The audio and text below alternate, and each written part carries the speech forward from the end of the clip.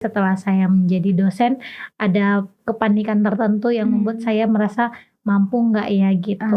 Sering ya waktu dulu mahasiswa juga bisa dibilang kesal sama dosen ya, karena kan kayak sok sibuk banget sih nih dosen jarang balas chat gitu ya. Iya, Padahal kenyataannya iya tipsnya itu yang pasti adalah belajar ya, iya, karena tahap benar pertama sekali. itu adalah SKD.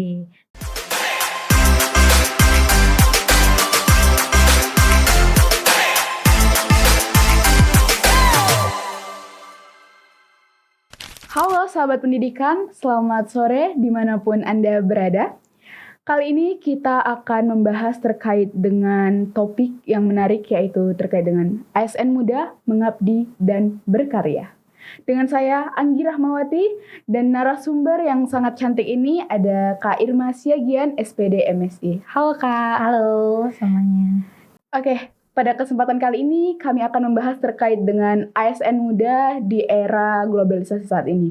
Nah, langsung saja Kak Irma, halo. Iya, halo Anggi.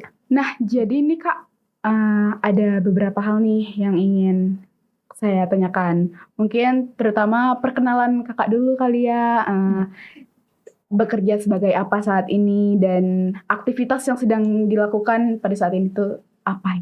Iya, oke semuanya, terkhusus juga untuk Anggi, selamat siang ya. Ya, kebetulan saya adalah ASN, bisa dibilang muda ya karena masih Iya. Gen Z ya. Benar. Oke, aktivitas saya hari ini dan selama ini ya, sekarang itu, mengajar sebagai dosen di salah satu kampus di Sumatera Utara. Kesibukan saya tentu melakukan tugas ya, karena seorang dosen itu dikenal dengan tridharma. Iya. Ya, tridharma itu ada yang saya lakukan itu ada pendidikan saya mengajar, yang kedua penelitian saya biasanya melakukan penelitian seperti jurnal dan pengabdian masyarakat. Pengabdian masyarakat ini, banyak wujudnya ya, bisa saya lakukan melalui sosialisasi atau juga bisa aktif dalam organisasi-organisasi masyarakat gitu. Wah, berarti banyak nih aktivitas sebagai dosen muda gitu ya Kak ya. Jadi sebagai dosen muda itu tidak hanya berfokus kepada mengajar gitu ya Kak. Jadi Benar. banyak hal-hal yang dilakukan oleh seorang dosen. Nah, seperti yang sudah kita tahu nih, kan Kakak saat ini sudah ASN nih gitu ya Kak. Nah, bagaimana sih Kak pengalaman Kakak selama menjabat menjadi seorang ASN, dosen muda di universitas ternama gitu Kak? Iya, kebetulan memang, instansi tempat saya bekerja ini adalah tempat saya dulu sebagai mahasiswa gitu ya. Jadi, ekspektasi saya memang pada saat itu ketika saya sebagai mahasiswanya, saya melihat dosen, wah keren gitu ya. Ya bukan berarti tidak keren ya, keren juga Iya. ya kan. Cuman setelah, menjadi dosennya, wah awal-awalnya namanya panik ya, ada masanya saat itu saya panik, karena sebelumnya saya bukan dari dosen, tapi memang sebelumnya pengajar juga di bagian pendidikan okelah, karena saya sebelumnya adalah guru gitu ya, Anggi ya. Jadi setelah saya menjadi dosen, ada kepanikan tertentu yang membuat saya merasa mampu nggak ya gitu. Jadi ekspektasinya itu saya kira juga dulu dosen itu hanya mengajar gitu. Saya kira dosen itu hanya mengajar, membimbing, terus merevisi mahasiswa ya kan, Iya. merevisi skripsinya gitu, ternyata enggak, ada tugas-tugas di belakang, yang mahasiswa mungkin belum paham gitu ya kan, atau belum tahu. Nah, hal-hal itu yang mungkin membuat kadang kala saya juga, sering ya waktu dulu mahasiswa juga bisa dibilang kesal sama dosen ya, karena kan kayak sok sibuk banget sih nih dosen jarang balas chat gitu ya. Iya. Padahal kenyataannya iya memang, di luar dari kegiatan ketiga tadi yang saya katakan, ada lagi nih kegiatan-kegiatan contohnya membantu akreditasi kampus, prodi atau bahkan fakultas. Nah, karena itu adalah tugas apalagi dosennya itu ASN karena Iya. kita harus, bisa berkontribusi juga, kepada instansi namanya gitu. Jadi ekspektasi saya dulu saya kira santai, ibaratnya dosen bisalah, masuk gak masuk. Nah itu, Iya. saya kira gitu ya kan. Iya. Ternyata ya kadang kala memang ada waktunya yang memang gak masuk itu biasanya memang karena, kegiatannya mepet gitu, kegiatan fakultas Kak, atau apapun itu gitu sih sejauh ini. Nah, jadi gitu teman-teman, seperti yang udah dijelaskan oleh Kak Irma tadi sebagai seorang dosen. Jadi kita tuh nggak bisa anggap remeh nih saat dosen tuh nggak bisa masuk atau mengabarin sesuatu tuh mendadak gitu. Jadi jangan kita kira di saat itu tuh dosen alah enak-enakan dia aja mau masuk mau enggak gitu. Nah, jadi banyak ternyata kegiatan di luar itu ya Kak Iya, ya. benar. Nah, jadi kita juga sebagai mahasiswa harus mengerti gitu ya, harus memaklumi. Oke, nah Kak Irma, jadi tadi kan sudah ini nih berbicara terkait dengan pengalaman kakak tuh selama menjadi ASN, realita versus ekspektasinya.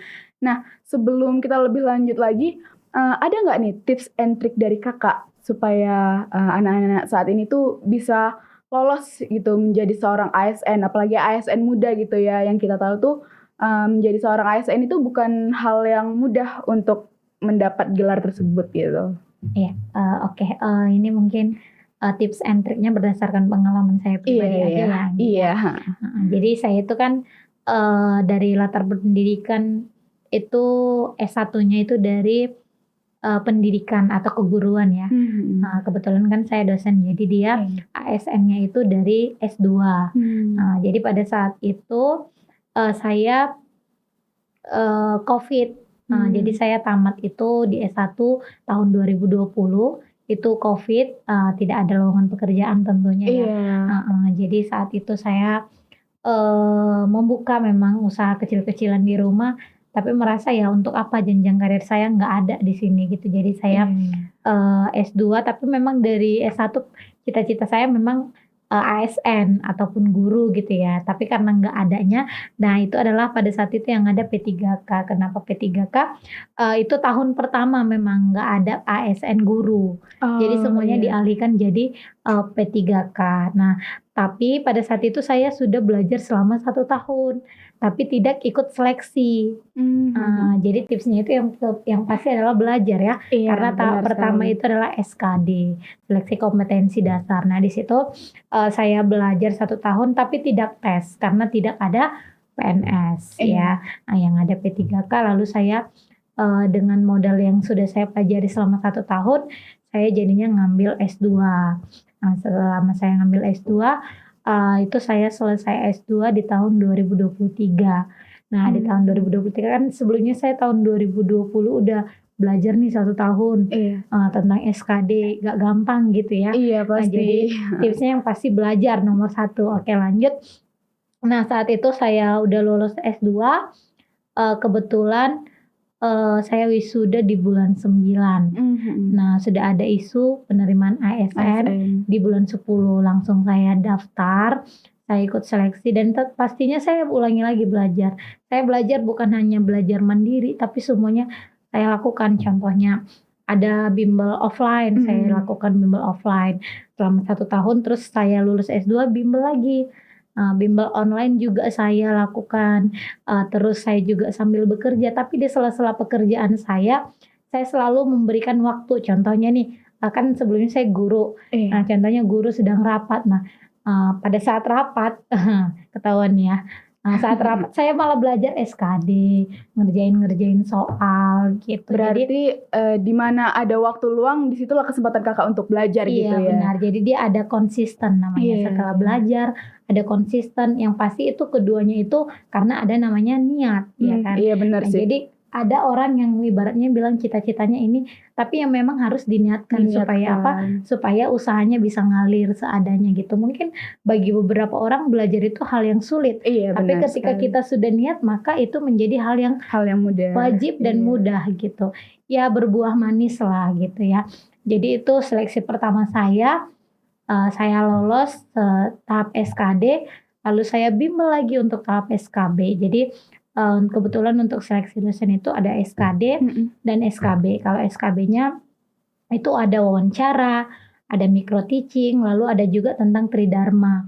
Karena apa? Karena memang dosen itu tidak lepas dari namanya tridharma yang sudah saya sebutkan tadi. Iya benar gitu. Jadi itu tips and triknya pasti niat, konsisten, dan rajin belajar. Ya banyak juga cita-cita yang lain, tapi yang pasti kalau memang sudah niat dan konsisten, menurut saya semuanya itu bisa gitu. Iya benar sekali.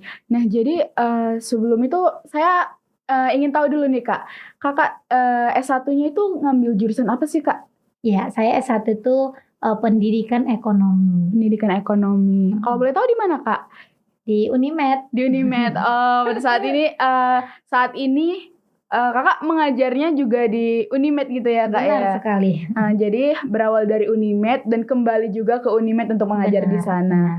Nah, kemudian untuk pemilihan instansi. Nah, seperti yang kita tahu Kakak tuh dulu kuliahnya di Unimed gitu kan, di mana itu adalah, kampus negeri gitu ya. Mhm. Menurut Kakak pemilihan instansi sendiri itu penting atau tidak untuk kita, mempelajari atau untuk kita tuh nantinya dapat menjadi seorang ASN itu sendiri? Ya, tentu itu sangat penting ya, apalagi saat sekarang ini, banyak sekali ASN yang belum tidak menepati janji. Karena Iya. sebenarnya memang, ASN ini jika sudah ditempatkan, ada perjanjian dia 10 tahun selama ASN tidak bisa pindah. Nah, Mmm. jadi itu hal yang sulit ya. Karena apa? Karena kalau kita nggak bisa konsisten, kalau kita nggak bisa menepati janji, itu sekarang sudah dianggap mengundurkan diri. Nah, Oh. jadi itu memang, salah satu PR penting ya, dalam menjadi PNS. Karena banyak juga yang memang, orang-orang beranggapan, kalau misalnya ke daerah terpencil itu lebih banyak peluang, Iya. gitu ya. Kalau saya sendiri memang menganggap, eee, saingan berapapun saingan, saya tidak mau lihat itu, saya hanya Iya mau iya. lihat progres Progres. saya selama Usahanya belajar gitu gitu ya? iya. Jadi Iya. saya, pada saat proses itu saya tidak peduli seberapa saingan saya, yang pasti, saya memilih tempat ini karena saya yakin selama 10 tahun ke depan saya di tempat ini. Mhm Contohnya mhm. di Medan gitu ya.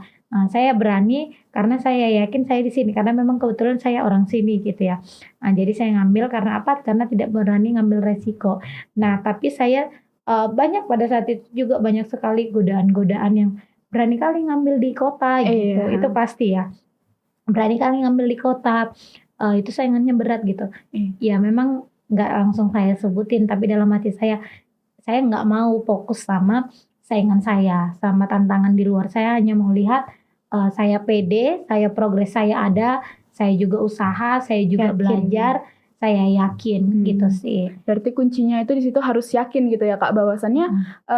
tidak menutup kemungkinan bahwasannya di kota besar itu peluang untuk menjadi seorang ASN atau jenjang karirnya itu akan meredup gitu ya Kak? Iya benar, justru, ketika di kota ya, Mhm. kita pasti lebih banyak akses untuk lebih maju ya kan? Iya, benar sekali. Mhm. Nah, seperti yang kita tahu tuh Kak, bahwasannya kalau di kota itu kan akses kita untuk, beraktivitas itu lebih mudah gitu ya Kak ya. Mhm. Nah, tadi kan Kakak ada menyebutkan PNS dan juga P3K.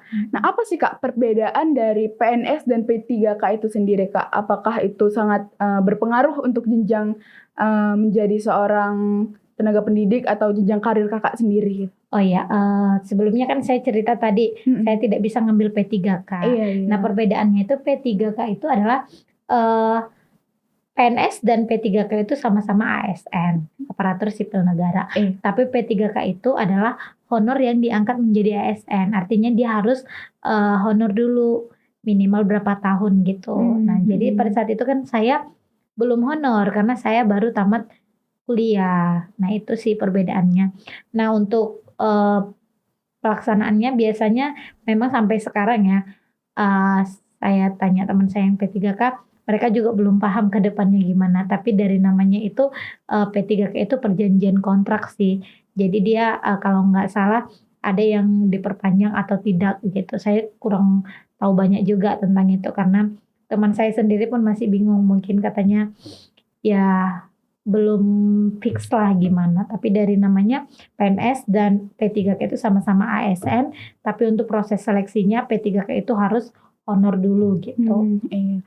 Berarti untuk, perbedaannya sendiri itu sebenarnya tidak begitu signifikan gitu ya, Kak. Mmm. Cuman yang begitu terlihat itu di bagian honornya seperti itu ya, Kak, ya? Iya, jadi mereka mengabdi dulu baru Iya. diangkat menjadi ASN ASN. gitu. Nah, itu mungkin untuk, menguji sebagaimana mereka mampu untuk bertanggung jawab gitu ya, Kak, ya, Iya dalam benar. menjabat, sebagai seorang ASN. Karena seperti yang kita tahu ASN, aparatur sipil negara. Nah, ASN ini untuk tenaga pendidikan sendiri, Kak, bagaimana sih peranannya itu dalam, pemerintahan, dalam mendukung pemerintah saat ini gitu, Kak? Iya, jadi ASN itu, nah pada saat saya dulu belajar juga, Mhm. saya bukan hanya belajar tapi sebagai menjiwai juga, karena ternyata, ASN itu ada istilah namanya pelayan publik. Nah Mmm. gitu, pelayan publik itu gimana, memang saya dulu ekspektasinya pelayan publik gitu, saya kira saya melayani semua masyarakat. Iya. Ya ternyata Ternyata memang tidak iya ya? iya Oh memang iya pelayan, iya. tapi tergantung di mana kita tempatnya. Heeh. Contohnya saya dosen, maka yang saya layani adalah Mahasiswa. mahasiswa. Kalau misalnya kamu di bagian, mungkin PNS di rumah sakit, Mhm. yang kamu layani adalah orang Pasien, sakit, iya. pasien gitu. Jadi itu, kontribusi yang bisa diberikan bagi negara itu tentu melakukan pelayanan sebaik mungkin. Ya kalau misalnya kita menjadi PNS itu ya memang harus siap mengabdikan diri. Contohnya tadi, kamu sudah berani memilih keluar kota, Iya. heeh, berarti kamu memang harus mengabdikan mengabdikan diri di kota itu. Apa yang dibebankan ke kamu misalnya, tanggung jawab itu ada di kamu. Contohnya, kamu di sana, udah berjanji 10 tahun, maka harus siap 10 tahun di sana. Makanya, sekarang, tidak bisa, memang udah ada perjanjiannya selama 10 tahun kita di sana. Mengabdi berarti apa yang bisa kita kontribusikan? Kalau Iya. saya ya mengabdi sesuai profesi, contohnya, eee, Pendidik, mengajar, ya iya. kembali lagi ke tridharma tadi, Iya, heeh. atau ada hal-hal lain yang perlu gitu. Contohnya untuk memotivasi mahasiswa supaya lebih belajar, atau di luar jam kerja semuanya kita harus siap gitu. Jadi kontribusinya mungkin dari hal-hal kecil ya, Iya. begitu. Nah, dari Kakak sendiri selama Kakak menjadi seorang pendidik dan juga seperti yang kita katakan tadi pelayan masyarakat ya, itu ada nggak ketakutan tersendiri? Apa sih ketakutan terbesar Kakak gitu saat Kakak, menjadi seorang dosen, terus juga tadi ada banyak sekali ya pengabdian-pengabdian yang dilakukan, organisasi-organisasi. Mhm. Nah, ketakutan terbesar Kakak tuh apa sih, Kak? Gitu. Ya ketakutan terbesar saya sampai sekarang itu adalah tidak bisa berkembang. Artinya Mmm. saya ingin juga, seorang ASN atau seorang PNS itu, atau sebagai manusia lah, kita kan pengennya itu bermanfaat bagi banyak orang. Iya benar Nah yang sekali. saya takutkan itu tidak terwujud gitu, karena, Mmm. saya sudah mencapai mimpi saya ini, sudah sampai menjadi ASN, bahkan dikasih bonus ASN-nya dari S2 gitu. Nah yang saya takutkan saya tidak bisa bermanfaat dan tidak bisa, menjadi ASN atau dosen yang, membawa pengaruh-pengaruh positif, Nah. bagi orang, itu yang saya takutkan sejauh ini. Jadi, mungkin, yang bisa saya lakukan ya hal-hal apa saja yang bisa saya lakukan saat ini untuk saya bisa bermanfaat. Mungkin ke depannya akan bisa menjadi, bukan yang harus orang hebat atau gimana, tapi yang pasti, saya bisa bermanfaat aja gitu bagi banyak orang. Dan nanti suatu saat ada mimpi saya contohnya buka yayasan Iya. yang tentu membantu. Nah itu yang saya takutkan ketika mimpi saya itu tidak terkabul, begitu Anggi. Tapi, menurut saya sih sejauh ini yang namanya seorang dosen, seorang tenaga pendidik, pastinya itu bermanfaat dong ya kan, Kak? Ya Nah semoga saja. nah karena, eee, itu adalah proses untuk, seorang dosen itu mengajarkan mengajarkan, memberikan ilmu. Nah ilmu itu pastinya akan bermanfaat dong untuk, peserta didik yang Kakak ajar gitu kan. Ya semoga ya. Iya. Jadi, menjadi seorang dosen di usia muda, kalau boleh tahu Kakak kelahiran berapa, Kak?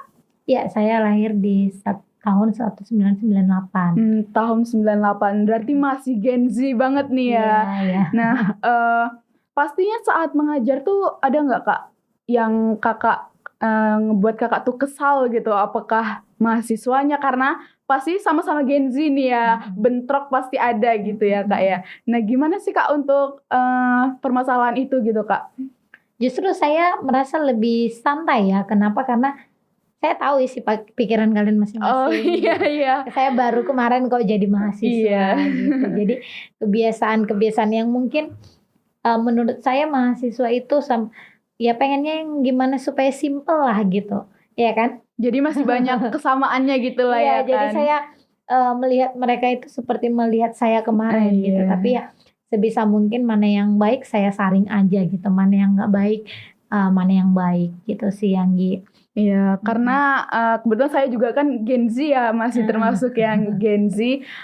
Saya tahu juga bagaimana, teman-teman atau saya sendiri gitu kadang, banyak isi pikiran saya tuh yang di luar kendali gitu kan. Apalagi untuk belajar gitu. Kadang ada rasa-rasa malas gitu kan menghadapi dosen. Nah, ada nggak sih Kak di kelas Kakak itu pada saat Kakak mengajar, murid-murid itu yang centil atau yang menurut Kakak tuh mengesalkan gitu Kak? Ya pasti ada lah, karena kan mahasiswa itu dari berbagai latar belakang, dari Iya. berbagai daerah ya. Iya, Karena iya. kita di Medan tapi mahasiswanya dari Papua pun ada ya Ada, kan. iya. Heeh. Ada berbagai macam karakter lah.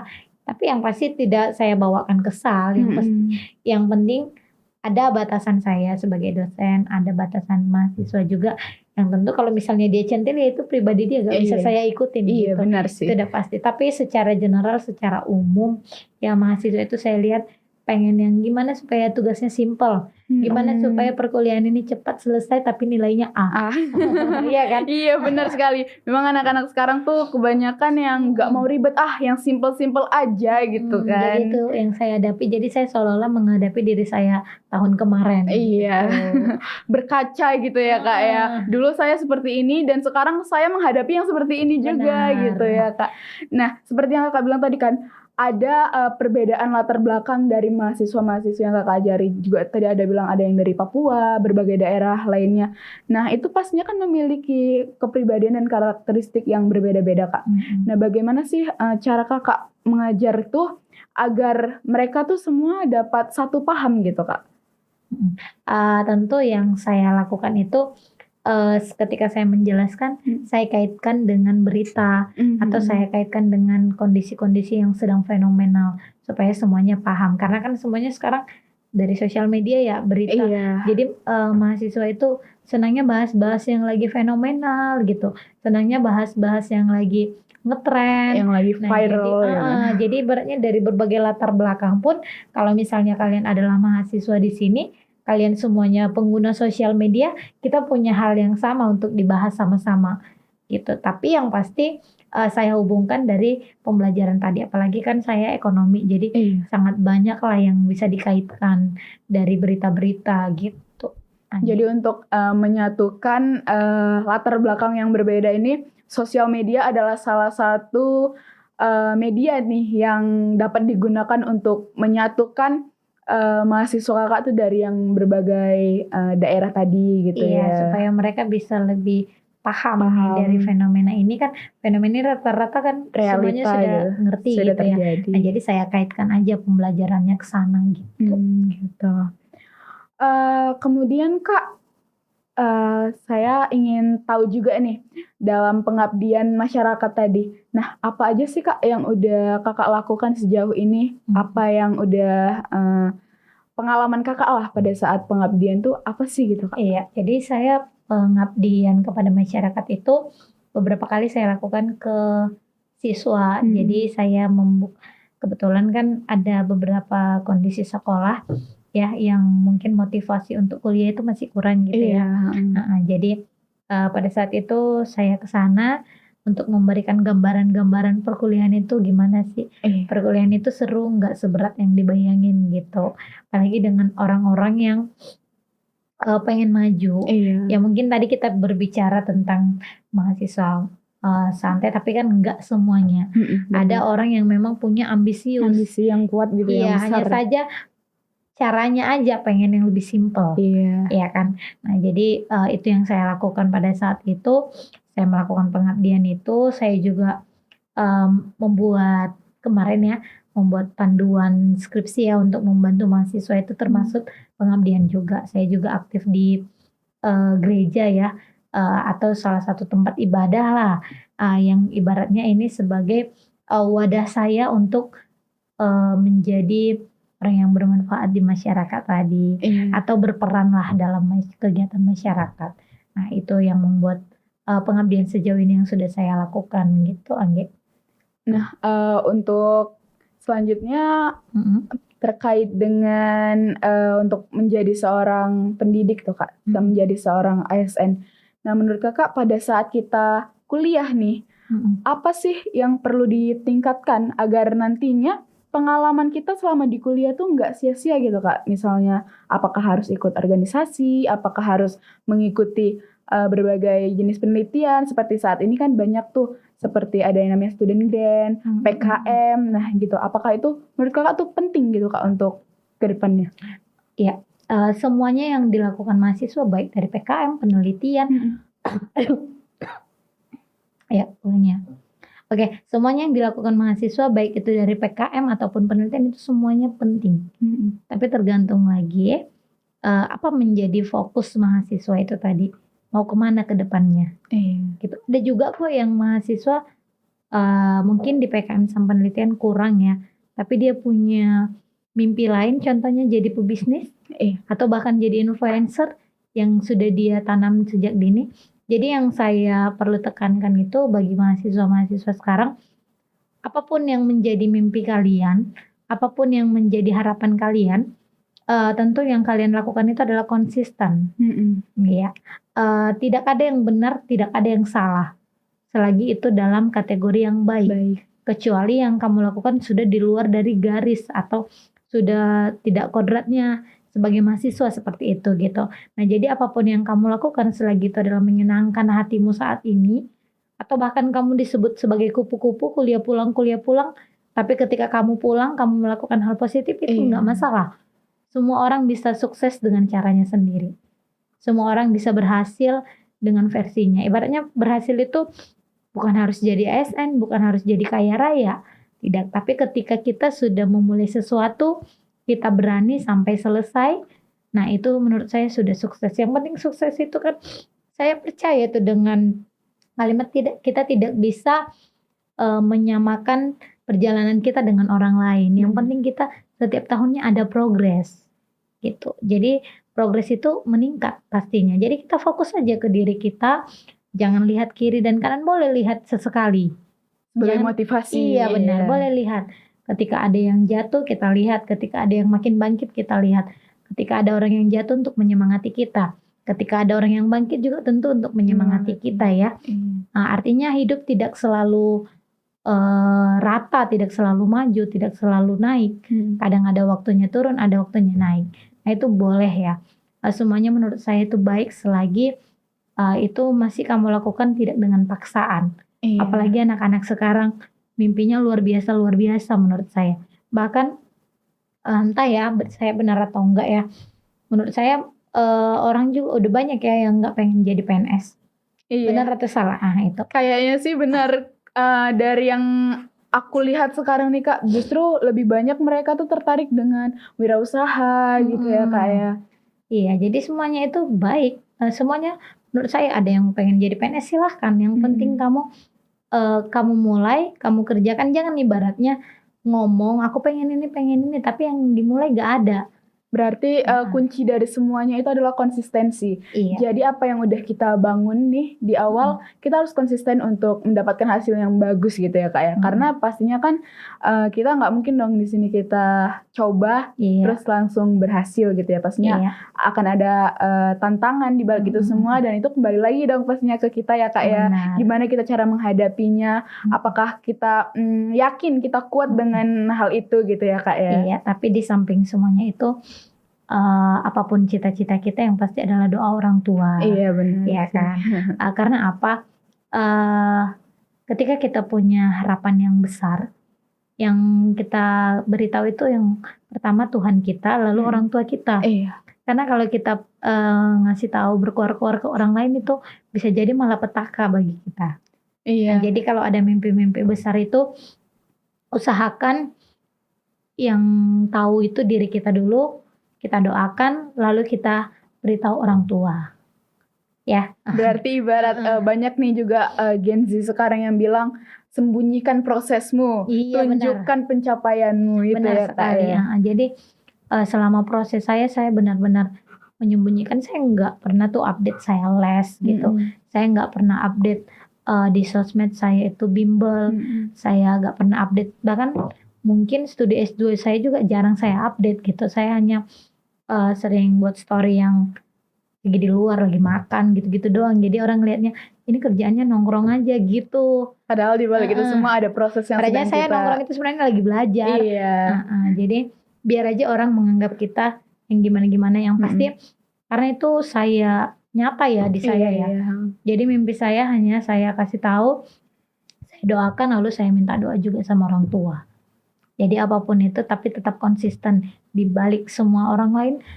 Ada nanti masanya orang lain udah jadi ini, jadi itu gitu. Tapi kita tetap konsisten, Iya, percaya. pegang teguh dengan apa Iya, yang kita miliki saat ini gitu ya Kak. walaupun Ya. nggak semudah itu ya. Iya, kan? pasti dong. Karena setiap hal yang kita lewati pastinya tidak selalu berjalan mulus gitu ya Kak ya. Pasti akan ada aja tantangannya.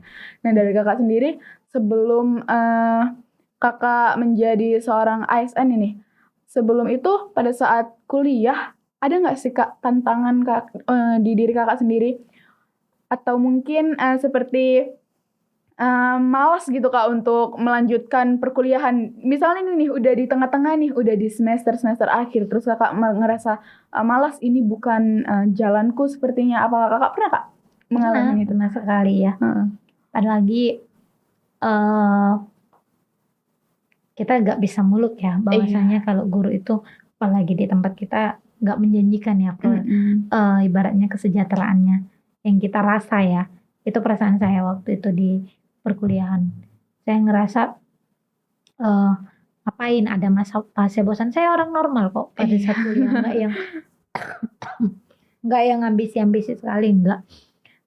Kalau nggak salah semester 5 saya mungkin malas-malasan pernah, tidur-tiduran sampai nggak kuliah juga pernah, walaupun itu nggak patut untuk ditiru. Iya, Ada benar. fasenya bosan, itu pasti, itu manusiawi. Terus ngerasa ini nggak fashionku gitu. Iya. Tapi selama proses itu saya coba sih tetap suka jadi guru itu gimana saya nikmati, ternyata bisa gitu.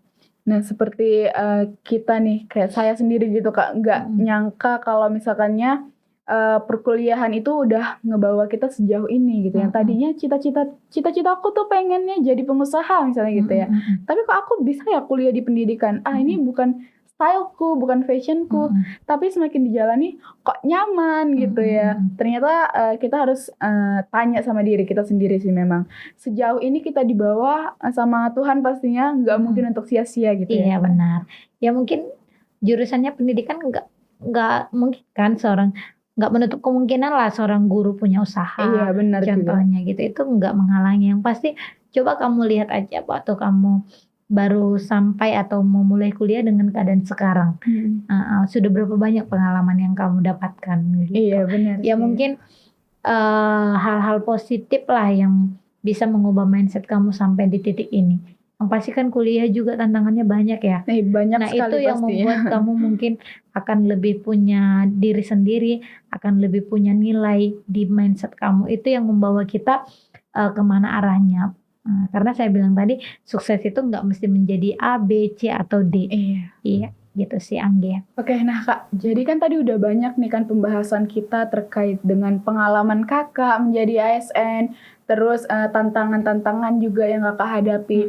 Nah, kira-kira ada nggak pesan dan kesan gitu dari Kakak untuk orang-orang di luar sana yang ingin mencoba menjadi seorang ASN, atau untuk mahasiswa atau bahkan yang bukan mahasiswa juga gitu, untuk mempersiapkan dirinya menjadi seorang ASN, apa-apa saja gitu pesan dan kesan yang ingin Kakak sampaikan. Iya, untuk terkhusus ya kebetulan ASN dan dosen ya, yang pasti kesan